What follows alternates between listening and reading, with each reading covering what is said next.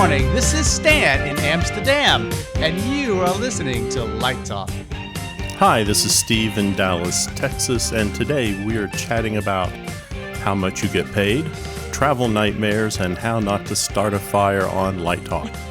How not to start a fire, oh dear. We're going to start a fire on Light Talk?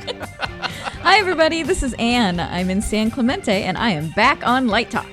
And this is David in Central City, Colorado. And if you don't already know, you are listening to Light Talk, and we are the Lumen Brothers and Sistah! Yay! Yay!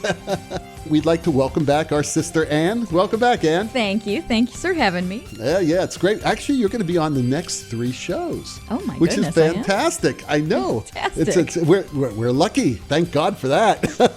That's good. Less work for me. Less work. Yes, that's true. More work for me, less work for you. But anyway, welcome back. And Anne, you have an announcement, right?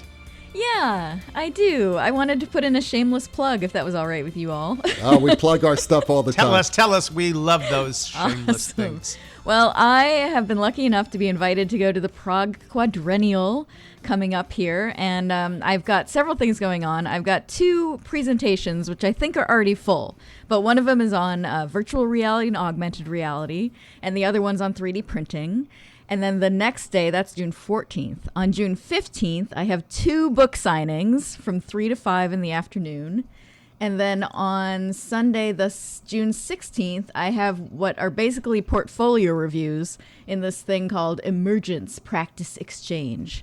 So come on by and say hi. I would love to meet all of our fans. Wow, Emergence Practice Exchange. I know, right? And are you going to bring hats for all the fans to Prague? I don't have any. Oh, okay. Send her some hats.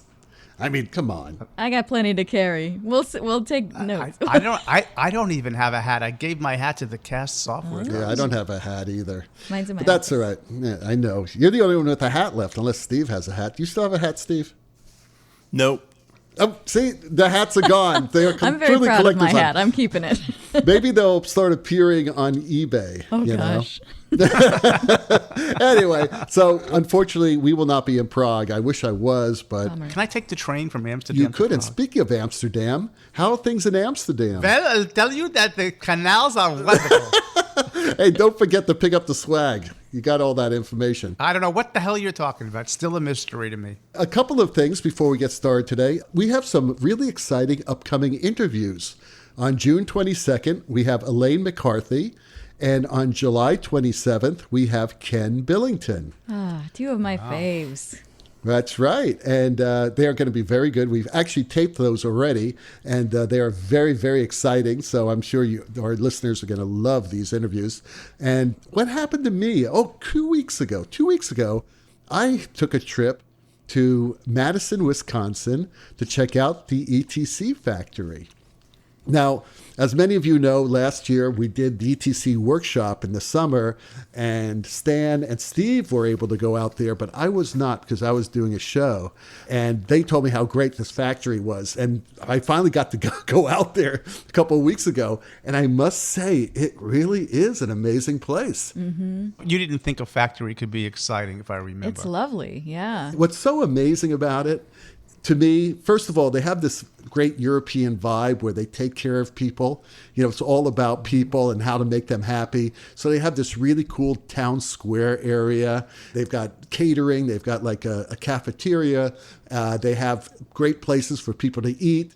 That whole section of the offices where they're all containers, that was pretty damn cool. The whole building is beautifully lit. Dwayne Schuler lit the entire town square area, which is basically an homage to artist Edward Hopper. They even have a great recreation of Nighthawks, which Dwayne beautifully lit. But what's pretty amazing for people who are interested in industrial design is that this is a company that produces a whole bunch of products. And there were a whole bunch of different assembly lines throughout this massive space. And just figuring out how they produce all these products and organize them and ship them out is just mind-boggling, but it all works. They're telling me about the software system that basically runs this amazing factory. But I must tell you, I was really, really impressed. If I might add something, David, I was there a few years ago when USITT did its excursion out to Madison, and I'm with you. I was so enchanted by the factory, that it was so clean and beautiful and everybody was smiling and there were lots of women with jobs there. Like, it was just a really incredible place to visit. Yeah, and it was so funny because I discovered that 3 of my former students when I taught at SMU have been longtime employees, and I saw them there. I haven't seen them in 30 years. Wow. Troy and Heather Hatley and David Giel. And I had lunch with them. We had lunch with Tom, with Wendy, all the great people there. I must tell you, they were so kind, and they allowed me to sit in on a meeting of their advanced research group, and we talked about a lot of upcoming ideas, upcoming research that's happening. And also I ran my research through them, and then we set up some things later on and actually did this little bit of experimentation on color rendering and intensity, which is something I'm working on right now. And it was really, really exciting. So I got to see a lot of their products, things I can talk about that is not covered by the non-disclosure agreement, of course. I saw the new FlyPipe system, which is really an excellent system. I know, Stan, you've gone ahead and you've specified that for a place, right? We are on three projects right now. In fact, I think we heard about it like those NDAs. We were told about 2 years that something was coming that would be more affordable on the kinds of projects that we do, and then we were designing it with preliminary drawings. And but it's for, where you don't need like heavy lifting, but you got to get stuff up and down. It's a beautiful piece of work. Yeah, really, really is. And it's great for churches and other groups that don't have a lot of money to spend. It's much more affordable. It's simple, and there's a lot of safety involved. It's really, really a really interesting system. The coolest thing about it that I think is that 2 things. One, you don't need like a rigging contractor to put it in because you just clip it onto the structure. But it's sort of essentially an enclosed line shaft. Basically, all the cable is taken up inside the pipe on a horizontal spool. It's really smart. Yeah, really smart. And I also had a chance to look closer at the Releve, which had some features that I did not know about. One of the cooler features that I was telling Stan about is a feature called Whisper Home, in which whenever the light is unplugged or loses data, it does not go through its calibration sequence when you fire it up again. What it does, it finds its last position that it was in so that it will not go through all the gyrations. Oh, this got me so excited when you told me Yeah, I that. know, because now you can use it as a shin kicker if you want to. We tried to do that this fall with the solar theaters, and we called ETC and High End and said, is there a way to disable the calibration with the stops when you fire so we can use this as a shin? And they said, no. And we used it as a shin sitting on the base. We would have done it the other way. We would have inverted it. But this, I hope that they'll take this idea, David, and do a firmware update for other fixtures. Yeah, unfortunately, Stan, I don't think it's possible. It's not just a firmware update. Apparently, ETC went out and they completely rethought the mechanical design philosophy of the fixture. But it's cool because you can actually program limits.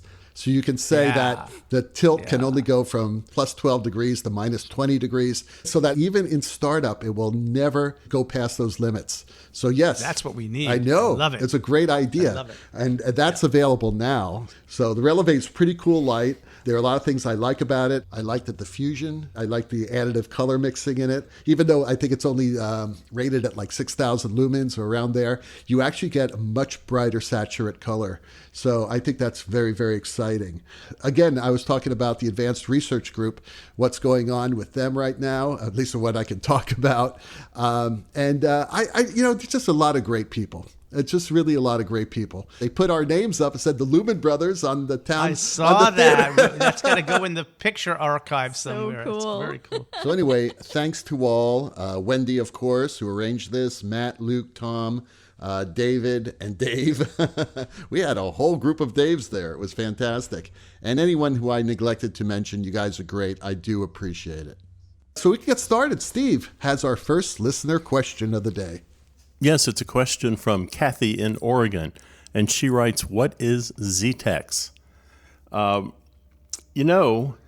one time, people were trying to find a way to prevent fire, to prevent curtains getting singed in the theater, and they used asbestos. Quite often, if you look at some older theaters, you would see a main curtain, and just downstage of the main curtain would be the asbestos curtain, and that was meant to be a firewall between the stage and the auditorium. And as we progressed, we realized asbestos had some side issues with it. So we started looking for a new material to become a fire curtain. And I believe Zetex came to the theater from the automotive industry. The automotive industry uses Zetex as a way to encapsulate a gas tank or an exhaust pipe to keep that heat contained. It's also used in the construction industry. In the theater industry, we use this fabric, and it's primarily a textured fiberglass. We use it as a border. And so you'll have an electric on stage, and you may lay that Zetex on that electric and protect a drop upstage. You might use it as a fire curtain downstage. I took a look at J.R. Clancy, and J.R. Clancy has it. They say it's available in tan and black. I've also seen a Zetex type material that's yellow, but I didn't look closely enough at it. So I'm kind of assuming if it's real Zetex, it's going to be tan or black. But it's simply a heat shield. Detail on asbestos, and I'm familiar with Zetex, and we use it in New York all the time in dead hung spaces where you had to hide the lights and you didn't have a fly system and you had to touch the lights.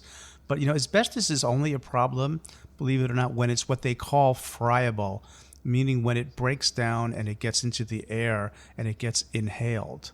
So so that's when it became a problem, is that it wasn't encapsulated very well, which is the word Steve used. So I had an asbestos curtain in one theater I worked at, and I was concerned that people said, "Oh, it's not asbestos." Oh, yes, it is. So I sent it out to a lab, had it analyzed.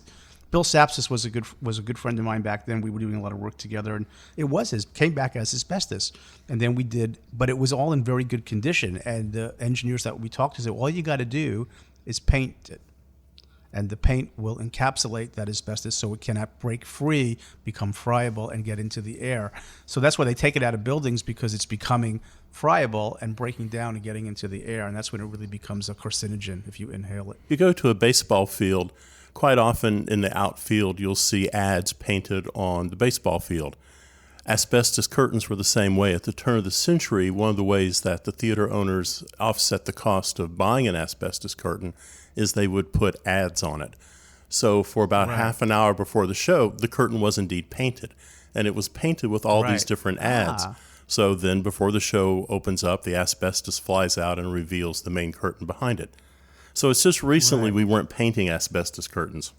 Yeah, all I know is that when we used to use these asbestos strips to hang on the electrics, just upstage the electrics, they were painted black, but they were all cracked. The painting was all like falling off, because these things you take off and you roll them up or you'd fold them up. Yeah, the that's storm. right. So it really didn't do any good. And I also know that way back when I was on the union exam committee, we would fail people if they did not put on a piece of Zetex or asbestos strip or whatever, because a lot of times you would have the electric and then right upstage you'd have a drop or scrim or whatever. Right, and you have to be real careful. And when someone did not specify that on the plot, they would fail.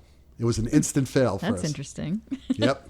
I wanted to add that I just went through this with an electrician who wasn't familiar with Zetex, and she was concerned that, because I said just lay them, right on the back of the lights, like, just so it's between the curtain and the lights. And she was concerned that it wouldn't let the lights breathe enough, like give it enough air. And it does, because I was trying to explain it just sits on the back of it. It's not like you cover up the whole light or something. And I also explained to her that you can buy them like they're built like a tiny border. They have webbing and they have grommets and they have tie line and all that stuff. And so I sent her some links, and she hadn't really seen it before, but it saved me on a bunch of shows. Yeah. One thing David mentioned, you're right, that if you were to paint as if you were to encapsulate or paint asbestos, it doesn't really want to move. Mm-hmm. If you fold it up and it gets changed position, it's going to crack, and then that material can still become friable again. But Zetex, it's been around a long time. Just use it all the time in New York for sure. And I think it's fair to say nobody should do asbestos anymore, right? There's better alternatives, right? When was Zetex first used? Ooh, good question. I don't know. 1978. Oh, okay. That's about when we started to learn See about the things asbestos, right? See the things you learn on Light Talk? 1978. Impress your date at the bar. Yeah. Where was it used, Steve? It was used in the automobile industry. Oh, then. Okay. Oh. First came out in the automobile industry in 1978, then moved to construction, then moved to entertainment. I've got the next question. And Robert in Milan asks, how do you decide what your fee should be for a project? As much as they can pay. This is a question I get a lot from students, and they just don't know how this works or where you start, and that's a very good question, because how do you know unless you've been doing it? So if you're, old people like us, right, who are probably union and all that stuff, we have fee structures that we can base these decisions on. Like, what is the minimum union fee? Should we get more than that because we worked there more? Like, all those sorts of things. But when you're young, like, where do you start out? And, it really varies per where you are, I think. Like, New York is very different than San Diego and LA, and, I'm sure where you are. So you have to kind of figure out from other people in the industry about how much they've been charging. And sometimes I say let the theater ask you first, because they can throw out the first ballpark and then you can go from there. But one thing I do tell students is it's odd when you first start out, and kind of in general, it's less about how long you've been doing this and more about what the theater can sort of afford. Because say, this doesn't happen, but say some Broadway designer went and worked on some tiny off passion project, they wouldn't get the same rates that they did on Broadway as they did in the little off place, because it's a totally different fee structure. So a lot of times it varies based on the theater as well. One thing that I do, if it's the first time I'm working with this producer or the first time I'm working in this particular theater and it's not covered as far as a union contract's concerned, where it has a fee structure, I usually call other designers who have worked there. And I don't ask them, hey, what did you get paid? I ask them for a range of what people get paid there, because it's kind of rude to say, how much did you get paid? So I say, I know you've worked there. I know you've had friends who've worked there. Could you just give me an idea of the range of what the fees are for lighting designers? And they will say, well, it's anywhere between $8,000 and $11,000. Then you have a pretty good idea of what your starting point is. This is one of the reasons why it's good to have an agent. I don't have an agent in the United States, North America. I have an agent for all my European and Asian shows, but I've always negotiated my own shows. But yeah, my advice is to just check with other designers who've worked there. Yeah, I call everybody I know. I'm going to say, when we start talking about over $10,000, I don't know that's where, I don't really know, but I'm not convinced that's where Robert's coming from. I think shows are, you're looking at as low as $500 up to about $3,000. I think that's a pretty normal fee. And then once you get over 3,000, you're in that 3 to 6 range. And then once you get over 6, David's right on. It's what you can negotiate over that, because the project has clearly got a life of its own. But most regional theaters, I would think, for a lighting designer, don't pay much more than $4,000 a show. You can look at the regional theater contract at the United Scenic Artists site, and they can pretty much tell you where they are. Theaters are divided by different categories based on the income coming in, the seats they sell, the contracts they sign. So, it's kind of a dodgy thing. It is hard to figure out what it is and also what you're worth. So, if you are a well-respected designer who can really kind of bring the goods in, then I think a theater is more willing to negotiate with you. But if you're unknown and you're early in your career, I think there's going to be some lean moments before you're starting to get the kind of salaries you feel you're capable of. I know one theater I've worked with does bring in a Broadway designer. And, I'm not that I'm bitter, but when they bring this particular person in, it's a $15,000 paycheck, which is more than Broadway. And I look at that and I go, and you pay everybody else, a third that amount of money. So it's name recognition has a lot to go with it. Yeah. And true. and he or she always brings in a good show. And there's something to be said for that. I would just like to say also there are other reasons to do a show besides getting the most, extravagant fee. Yes. I have done new productions where I've worked at what I would consider minimum rate and made sure that I had a right of first refusal clause in my contract to make sure that I was taken if that show ever went somewhere. Also, to work with a new director. Directors are going to people, I said this millions of times, I'll say it again, directors are the people who hire you. So if you want an experience with a director and you don't want to price yourself out of a job, you really don't. That could be very short-sighted over $1,000 or $2,000 where this director, if you hit it off with this director, this director is going to be hiring you for the next 10 shows. That's a lot more than $2,000. So, there are other reasons to do it besides, getting the most as you can. I think that everything that everybody has said is spot on. I want to pick up on one phrase that Steve used and expand on it a little bit, which he said you sort of got to know your value or know your worth. And I think that's true in the theater. And I think it's especially true as you look to expand, as you grow as a lighting designer into other industries. And Steve's rate of, like regional theater, 3 to 5, 3 to 4, from 500 is probably, that hasn't changed since I started doing this, frankly. There's been very little increase in the fees in legitimate theater. But I do think there's something to be said for figuring out how to figure out what you're worth depending upon who you're negotiating with. And I think I'm going to give a little maybe trick. I think that's a difficult thing to do. I think David's advice about asking other designers about a range is good. Anne's advice about looking at the rates because you have negotiated fees with unions. But what happens the first time you go do an architectural thing or you go do a consulting thing or you do something outside of the field you grew up in? I think the trick is, and I had struggled with this, with first consulting work I got, like, how the hell do I know what to charge?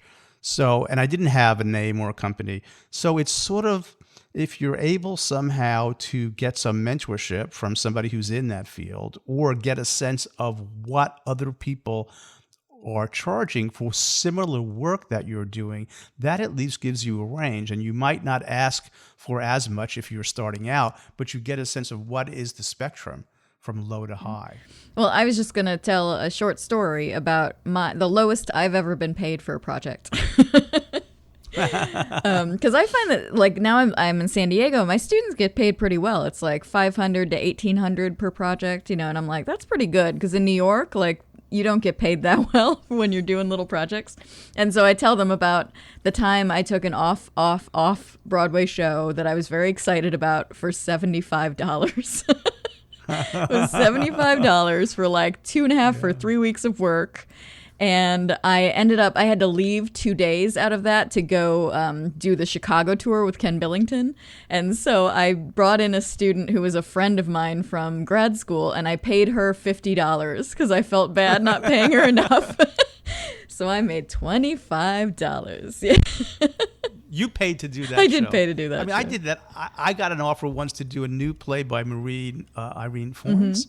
And I I read the play and I went, I like this play. I really want to do this. And it was being done by some guys from Yale, and it was in a little place upstate New York, up the river. And I said, I'll do it for free just because I wanted to do the play. Yeah. So I yeah, didn't regret it. there are times that you do that. Absolutely. Yeah. Okay, I have the next question. Jeannie from Seattle asks, when do you decide to spec LED over incandescent? I don't know. I feel like Steve should answer that one first while I think about it. Every damn day of the week. Yeah. I think incandescent. I think the writing's on the wall about incandescent.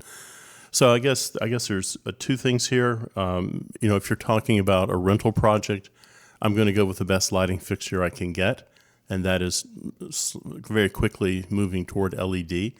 I think if it's an architectural project, that's also moving toward LED. Incandescent lamps are just disappearing. So I don't see much need in going backwards in technology on that. So we have a big roadhouse here. This is a standard, roadhouse.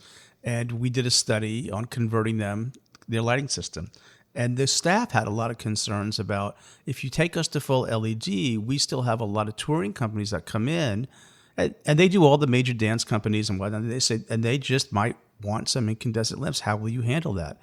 So they would keep some of their their tungsten fixtures, and we would give them these little portable dimmers that you would plug in, that you would just set next to the incandescent fixture, plug the DMX in, and power it up. So they could fulfill that in the bridge to when there aren't anybody specifying LEDs on their tours. So I think there's still some of that out there in the world. Do you guys know? Is anybody still demanding that there be tungsten on tours?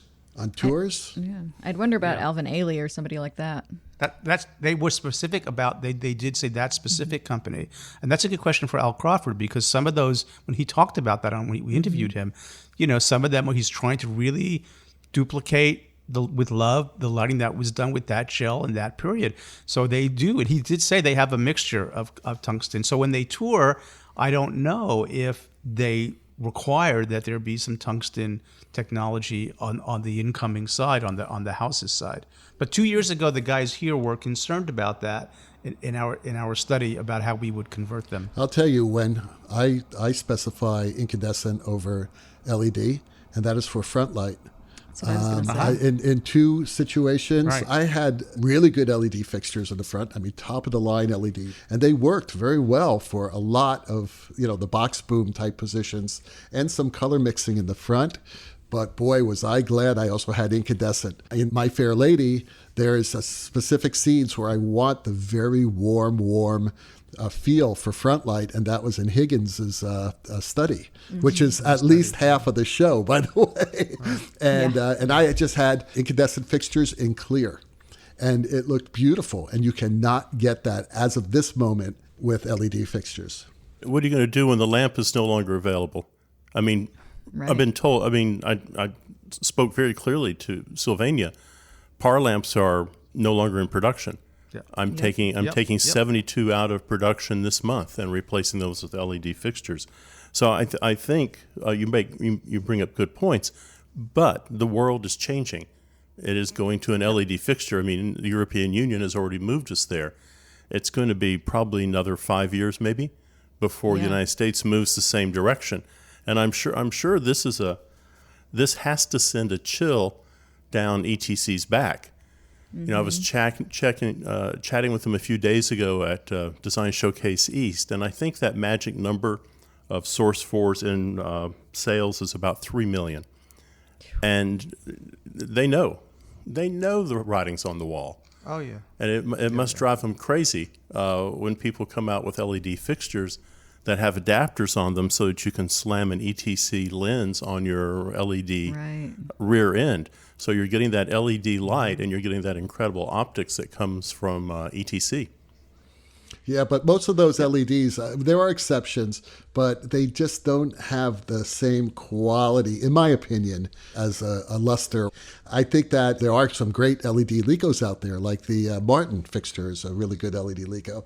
Again, I was at the factory, and the lines for LED Licos are huge, right? And there's this one little section for incandescent Source 4s, because people are still buying them, and they're buying quite a few of them, believe it or not.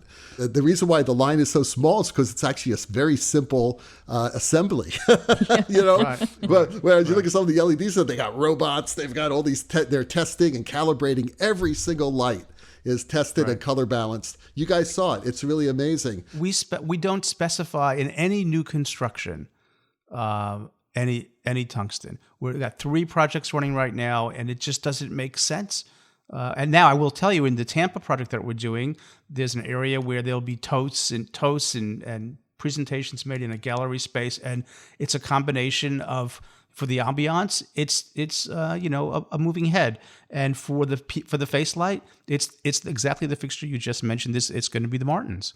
The Martin LED, and you can choose the warm white, the cool white, or the color. And in that case, we're choosing the warm white because it simulates tungsten pretty well, but it's not close enough. And you can, again, a lot of the people who I've recently met who are real experts in this have said it is not there yet. Maybe in 2, 3, 4, 5 years it will be there. But right now, if I'm doing a show, I have incandescent lights in the front mixed with LED color washes. That's how I do it. because they're so spiky still. You can't, LED sources are spiky versus what an incandescent is. So I'm going to agree with all of you, and I'm going to suggest that we should figure out what Jeannie means by spec LED.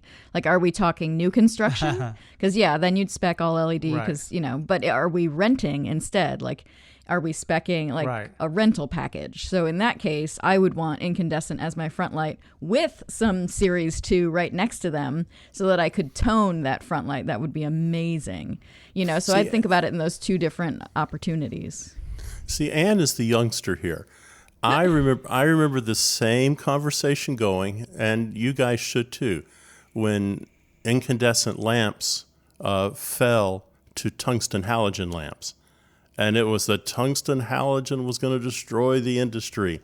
It didn't have the warmth of the incandescent. It didn't dim out the same way. David's got a point. We're a couple years away, but I'm telling you, that writing's on the wall. The day of incandescent is gone. And I agree too. That's why if I can rent them now, I'll do it. But if I'm speccing a new building, then it's all LED. But it's good quality LED. What you could do is you could buy yourself a truckload of them right now. And so you would have these incandescents, buy as many lamps as you can get, and for the next 80 years of your career, you're going to be Anne with the tungsten lamps that no one else has in North America. And you can rent them for any amount of money. You know what? They're going to be in all the rental houses still. They're not just going to trash them, So I want to say one thing. I'm going to put my color expert hat on for a minute. The issue, as Anne pointed out, with spikiness, the issue with the LED is simple. So it's the R9. If you're talking CRI, it's R9. It's about the red. So if you and the red affects the purple because the blue and red situation. So if you can dial in red to the level that you need, here's the thing. I'm going to quote my friend Scott Rosenfeld again. Your eye is not a spectrometer. So yes, if you look at it on the spectrometer, it is a spiky source. But your trichromatic vision are not narrow band receptors; they're broadband. And so you have a broadband receptor, and so if you are hitting those three receptors at the appropriate peaks, you're stimulating not just a single frequency; you stimulate across that band. Right, so it takes a little. So we got to stop looking at the technology a little bit and start looking at the vision science, because it's about you. It's about how you receive that light. Now, David's right. If he feels he can't make the eye see what he can make the eye see with tungsten, then yes, then I think there's a gap. But if you can, and it doesn't matter. It's in the eye of the beholder. I just think Jeannie's asking about today. Like, if we had a choice today, what would we do? Like, I spec'd a whole lighting package yesterday for a full theater that was all LED. But like I'm saying, if it was a rental, I'd be different. But say you asked me this question 5 years from now and things are disappearing more, then I'd answer it differently. What's happening too, Anne, is we are at a point right now where we're seeing disposable lights. Think about it for a second. How many Altman 360Qs are still in use out there? How many people go down to Home Depot and buy themselves a can of barbecue black paint and spray those things up and take them apart and try to clean them up? We're entering into moving lights now that are being sold sub 10,000, sub 8,000. We tell people if there's an LED engine, it's going to last 50,000 hours in there. By the time that engine wears out, the motors, everything about that light is shot. So if you're a rental company, you're looking at that 50,000 hours, and then I'm going to toss that light out. There is going to be no use for it. I'm not going to try to rebuild it. So I think the influence of the Chinese right now, it's just a matter of time that we get to a decent sub $5,000 moving light. This month we have Light Fair happening out in Las Vegas, I think, again. I'm not there this year, but the last time was Light Fair. Which is the lighting industry, by the way. We're a niche. We're tiny, okay? Light Fair is the lighting industry. That's where the big money is. That's where the development is. You could not find a tungsten halogen lamp on the Light Fair. Well, that was true in 2009 when I was there. Yeah, me too. Okay. In San Diego when they were there. So I'm sort of backing up Steve's point that we're extremely discerning, and maybe for some people we're not there yet. For me, what I've seen, even with color source, with the lime green chip, We did a test, and I posted it before, tungsten versus LED in a dance piece, the Lowy Fuller piece that we did with Department of Energy, and no one, average person, Joe on the street, could not discern a difference. You and I, with incredibly surgical eyes looking at this, perhaps we can, but the average viewer cannot. Do you know who can tell the difference, though, and who can make or break your career? The director. Yep. Sure. Good directors know the difference. And if you make their show look like shit, You're out. you're Well, I'm out. not suggesting you make it look like shit. I was using very expensive LED lights for front light. And I won't name the product, but they were their top of the line product. And that show looked like crap. Okay, well, fair enough. Okay. It wasn't working. So you know what Yeah. I did? I cut them from the show and I used the 2K PCs they had hanging out front, right? With barn doors. And they worked fantastic. Wow. And the show looked great. And the costume designer was very, very happy. You are listening to Light Talk with Stan, Steve, David, and Ann. And we are the Lumen Brothers, sisters, humans, people, humans. Light Talk is sponsored this week by Travel Light Travel Agency. Traveling is an essential part of being a lighting designer. Isn't it about time that you traveled in style? Imagine not having to sit cramped in the middle seat of an airplane, sandwiched between an obese, smelly alcoholic and a man who indiscriminately keeps jettisoning body wind, all because that theater company booked the cheapest flight on the worst airline? Or staying in that flea bag hotel room that the artist coordinator booked. You know, the one that had the sewage water leaking onto your bed from the room above. Or how about that time when a sketchy driver picked you up at the airport only to take a 2-hour detour to, quote, take care of business, unquote? Do you think that the principal artists are treated in such a brutish way? Well, those days of being a disrespected lighting designer are over. From now on, Travel Light Travel Agency will make you feel like a world-class artist by making all your travel arrangements for you. Are you used to flying economy on those 12-hour flights to South America? Not anymore. Travel Light's exclusive computer hacking department has ways of mysteriously getting you upgraded to business class. That's right, free upgrades to business class for all lighting designers traveling to South America, Turkey, and Amsterdam. All you have to do is check in a few crates of projection equipment as extra baggage, and then just bring back one extra crate. No questions asked. And what about those terrible digs they put you up in? Have you ever had the pleasure to lodge in an extended stay America? Well, that's where people go to die. We have exclusive penthouse condos in Miami, New York, Los Angeles, and Las Vegas. Like we said, that extra crate brings in perks. So put an end to being the second-class citizen that those theater companies treat you like.